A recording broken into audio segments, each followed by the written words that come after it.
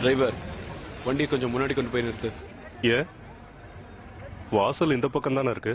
நான் தினம் ஒரு புது வண்டியில வந்து இறங்குறத கூட படிக்கிறவங்க எல்லாம் பாக்கணும்ல. தினசரி நீ எந்த கார்ல வந்து இறங்குறன்றது முக்கியம் இல்ல, நீ எப்படி படிக்கிற, வாழ்க்கையில எப்படி முன்னேற போறேன்னு தான் எல்லாரும் பத்தி கவனிப்பாங்க. எனக்கு கவலை இல்ல. கவலை இல்லையா? இந்த மாதிரி சொல்ல உனக்கு வெக்கமா இல்ல? இதுக்கு போய் நான் எதுக்கு வெக்கப்படணும்?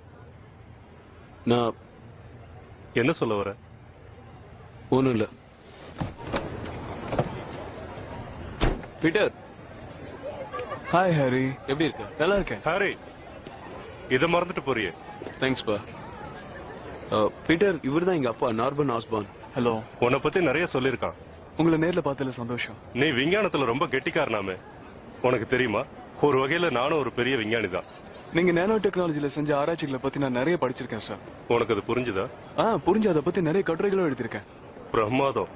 உன்னை பெத்தவங்க உண்மையிலேயே பாக்கியசாலிங்க தான். அவங்க உயிரோட இல்ல, நான் என் மாமா கூட தான் இருக்கேன். சார், எங்களுக்கு நேரம் ஆயிடுச்சு. மறுபடியும் சந்திக்கலாம். சரி.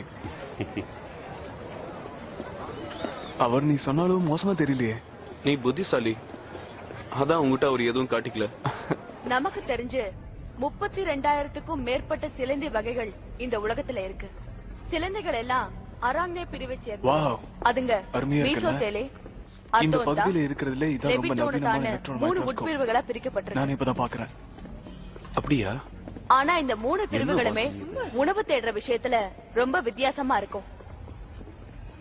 உதாரணத்துக்கு ஸ்பெராசிடே குடும்பத்தை சேர்ந்த டெலினா ஸ்பைடர் தான் இரையை பிடிக்க